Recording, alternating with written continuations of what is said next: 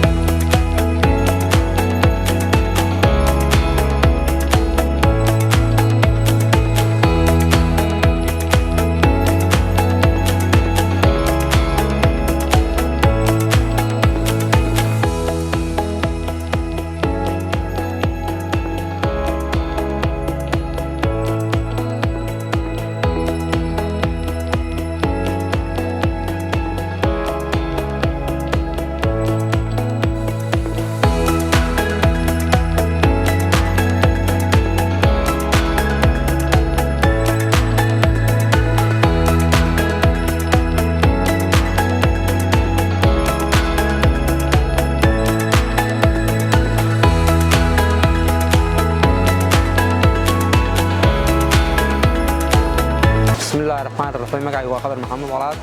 waxaan ku guuleystay barnaamijka Lucky Friday uu taabageliyo suuqa xayaad market sad wada ognahay waa wadaagaha bulshada aad ayuu maasayay suuqa xayaad market haddaba macaamil si aad ugu guuleysato barnaamijkan ama aad uga qayb gasho kaliya waxaad u baahan tahay in aad booqato page-ka xayaad market habeenka uu soo galayo jimcaha si markaasi nasiibkaada u tijaabido asxaabtaada kale la wadaag siina share garay kuna soo dhawaada xayaad market